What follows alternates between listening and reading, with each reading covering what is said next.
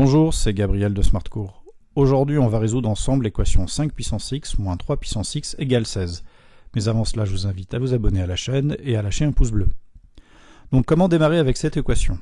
Eh bien, il faudrait exprimer 16 sous la forme d'une puissance de 5 moins une puissance de 3. Ça nous arrangerait bien. Alors, 16, c'est 25 moins 9, et ça tombe bien. Pourquoi? Parce que 25, c'est 5 au carré, et 9, c'est 3 au carré. Donc, j'obtiens 5 puissance x moins 3 puissance x égale 5 au carré moins 3 au carré, et j'en déduis donc que x est égal à 2. Mais est-ce l'unique solution? On peut se poser la question. Et pour cela, pour vérifier cela, on va appliquer le corollaire du théorème des valeurs intermédiaires. Donc, on étudie les variations de la fonction f définie sur R par f de x égale 5 puissance x moins 3 puissance x moins 16. La fonction f est dérivable sur R comme somme de fonctions dérivables sur cet intervalle. Donc, je calcule f' de x égale ln de 5 fois 5 puissance x moins ln de 3 fois 3 puissance x. Maintenant, je vais établir le tableau de signes de f' de x. Pour cela, je vais résoudre l'inéquation f' de x strictement supérieure à 0. Donc, je remplace f' de x parce que ça vaut. Ensuite, je passe moins ln de 3 fois 3 puissance x à droite. Ensuite, je divise à gauche et à droite par ln de 3 et 5 puissance x. J'obtiens ln de 5 sur ln de 3 strictement supérieur à 3 puissance x sur 5 puissance x. 3 puissance x et 5 puissance x, ils ont la même puissance, donc je peux écrire que c'est égal à 3 cinquièmes de puissance x.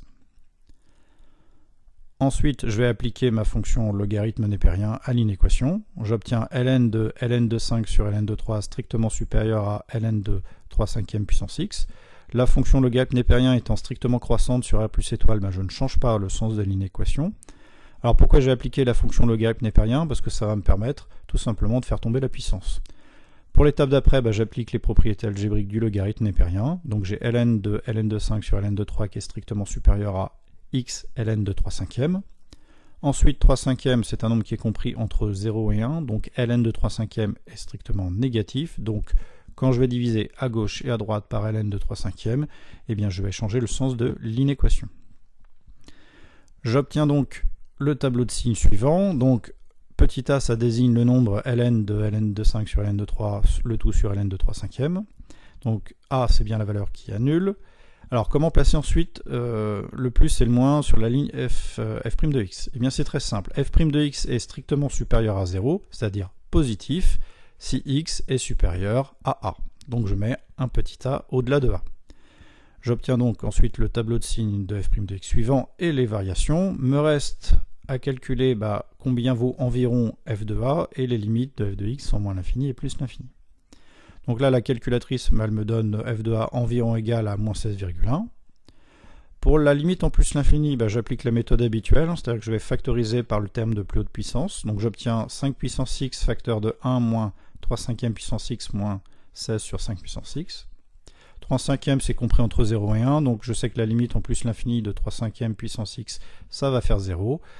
Et j'ai aussi également 16 sur 5 puissance x en plus l'infini qui va faire 0. Donc, par somme, ce qu'il y avait dans ma parenthèse, la limite vaut 1. Ensuite, je sais que 5 puissance x, la limite en plus l'infini, c'est plus l'infini puisque 5 est strictement supérieur à 1. Donc, par produit, j'obtiens la limite de f de x en plus l'infini qui est égale à plus l'infini.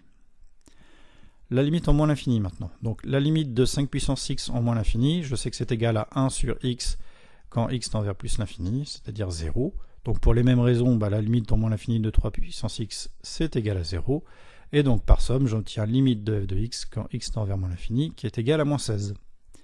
Donc je peux maintenant compléter mon tableau de variation.